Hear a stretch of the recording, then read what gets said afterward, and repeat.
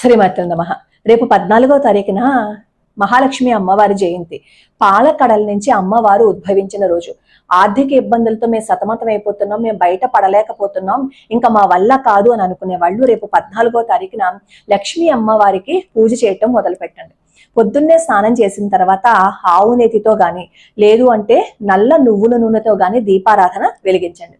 వెలిగించిన తర్వాత లక్ష్మీ అమ్మవారి సహస్రనామ స్తోత్రము, విష్ణు సహస్రనామ స్తోత్రము ఈ రెండు చేసి సర్వమంగళ అమ్మవారి అష్టోత్తరం ఉంటుంది. సర్వమంగళ అమ్మవారి అష్టోత్తరం చదువుతూ మీరు కుంకుమార్చన చేయండి. ఈ మూడు కలిపి చేయడానికి మీకు 45 నిమిషాలు పడుతుంది. అమ్మ బాబాయ్ మాకు అంత సమయం పట్టదు అంటే అది మీ ఇష్టం, దానికి నేనేం చేయలేను. కానీ ఈ 3 స్తోత్రాలు చదువుతూ పొద్దున్నే లేచి గనక పూజ చేస్తూ అలా రేపు శుక్రవారం నుంచి 14వ తారీఖు నుంచి మీరు మొదలు పెడితే జీవితంలో అద్భుతమే జరుగుతుంది. మరి ఎన్నాళ్ళు చెయ్యాలండి అని అడుగుతారు.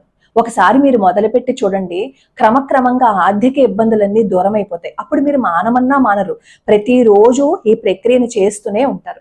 అలానే మరి తలస్నానం చెయ్యాలా అని అడుగుతారు. ఆ రోజు మాత్రం మీరు తలస్నానం చెయ్యండి. ప్రతిరోజు తలస్నానం చేయవలసిన అవసరం లేదు. అలానే ప్రతిరోజు ఆహార నియమాలు, అలాగే భార్యాభర్తలు ఈ విషయంలోనూ జాగ్రత్తగా ఉండాలా అంటే ఇవేమి నియమాలు లేవు. మీరు ప్రతిరోజు ఎలా అయితే మీ జీవితాన్ని గడుపుతారో అలా గడపచ్చు. కానీ ఈ శుక్రవారం నుంచి మాత్రం ఈ లక్ష్మీ సహస్రనామ స్తోత్రము, విష్ణు సహస్రనామ స్తోత్రము, సర్వమంగళ అమ్మవారికి అర్చన చేయటము మీరు మొదలుపెట్టి చూడండి. అలా ప్రతిరోజు చేయండి. చేస్తే మనకి తెలియకుండానే మన జీవితంలో అద్భుతమే జరుగుతుంది. మరైతే నైవేద్యం ఏం పెట్టాలి? అరటిపళ్ళు ఉంటాయి కదా, అరటిపళ్ళు తెచ్చుకోండి. అరటిపళ్ళు తెచ్చుకొని ప్రతిరోజు అరటిపళ్ళు సమర్పించండి. లేదు అంటే ఎండు ద్రాక్ష గాని మీరు ఏదైతే పెట్టాలి అని అనుకుంటున్నారో అది అమ్మవారికి సమర్పణ చేయండి. మేమేం చేయలేకపోతున్నాం, మా ఆర్థిక పరిస్థితి బాగోలేదు అని అనుకుంటే మీ మనస్సునే అమ్మవారికి ప్రసాదంగా ఇచ్చేయండి. మన మనస్సునే అమ్మవారికి ప్రసాదంగా ఇస్తూ, మన మనస్సునే అమ్మవారికి పుష్పంగా సమర్పిస్తూ భక్తిగా మాత్రం ఈ శ్లోకాలు చదవండి. చదివితే మన జీవితంలో అద్భుతమే జరుగుతుంది. అలానే ఆ రోజు ఏం చేస్తారు తెలుసా? మామిడి పువ్వును తీసుకోమంటారు. ఎలా అంటే చక్కగా పొద్దున్నే స్నానం చేసేసిన తర్వాత గోమయంతో కాస్త అలికి పీట వేసి దాని మీదేమో తెల్లటి వస్త్రాన్ని పరిచి దాని మీద కూర్చుని ముత్తైదువుని ఎవరినైనా పిలిపించి మనకి కాస్త బొట్టు పెట్టమని చెప్పి బొట్టు పెట్టించుకుని నీరాజనం ఇప్పించుకున్న తర్వాత చందనంతో కలిపిన మామిడి పుష్పాన్ని గనక భక్షించినట్లయితే మనకి ఏవైతే కోరికలు ఉన్నాయో అవి తీరుతాయని చెప్పి చెప్తారు.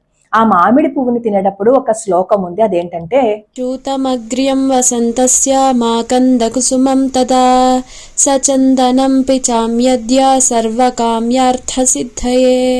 ఈ శ్లోకాన్ని చదువుకుంటూ మీరు ఆ మామిడి పువ్వును తీసుకోండి. మనకి ఏ దిక్కు తోచినప్పుడు భగవంతుడే దిక్కు అవుతాడు. నమ్మకంతో ఈ ప్రయత్నం చేసి చూడండి. ఇంకా ఆర్థిక ఇబ్బందుల నుంచి మేము బయట పడలేకపోతున్నాము అని అనేవాళ్ళు ఖచ్చితంగా బయటకు వస్తారు అమ్మవారి అనుగ్రహం వల్ల. అందులోనూ శుక్రవారం వస్తుంది. అసలు పాల్గొన మాసంలో లక్ష్మీ అమ్మవారి అర్చన ఎవరైతే చేస్తారో లక్ష్మీ కటాక్షం ఉంటుంది అని చెప్పి మన పెద్దవాళ్ళు చెప్తారు. ఈ అవకాశాన్ని మాత్రం వదులుకోకండి. ఆర్థిక ఇబ్బందులు ఉన్నవాళ్ళు ఆ ప్రయత్నం చేయండి.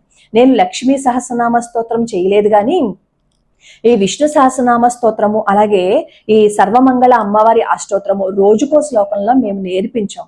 మీరు అక్కడికి వెళ్తే, ఆ ఛానల్లోకి వెళ్తే మీకు లింక్ దొరుకుతుంది.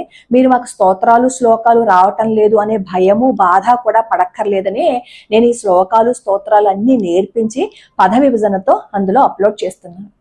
మీరు ఈ ప్రక్రియను మొదలు పెట్టిన తర్వాత ఆర్థిక ఇబ్బందుల నుంచి బయటపడిన వాళ్ళు నాకు కింద కామెంట్ల రూపంలో తెలియచేయండి. ఎందుకంటే అలా మీరు ఎవరైనా తెలియజేశారు అని అనుకోండి, ఇంకొకరికి చాలా ధైర్యం వస్తుంది. వాళ్ళు భగవంతుణ్ణి నమ్ముతారు. ఎందుకంటే వాళ్ళు ఏవేవో ప్రయత్నాలు చేస్తూ ఉంటారు. మాకు అమ్మవారు తీర్చడం లేదు, మాకు దేవుడి మీద నమ్మకం లేదు, మేము దేవుణ్ణి నమ్మటం లేదు అనే నిరాసక్తలోకి వెళ్ళిపోతున్నారు కొంతమంది. మనం ప్రయత్నపూర్వకంగా భగవంతుడు ఉన్నాడు అని చెప్పి తెలియచేయాలి అంటే మీకు జరిగిన సంఘటనలు, మీ జీవితంలో జరిగిన సంఘటనలు నాకు కామెంట్ రూపంలో చెప్తే మనం కూడా అవన్నింటినీ వీడియోస్ రూపంలో తెలియజేశాము అని అనుకోండి, ఎంతమంది జీవితాల్లో బాగుంటాయి. భగవంతుడి పాదాలు పట్టుకుంటే మనం ఎప్పటికీ మోసపోము, మనకి ఎప్పటికీ నష్టం అనేది జరగదు. లోకా సమస్తా సుఖినో భవంతు, సర్వే జనా సుఖినో భవంతు.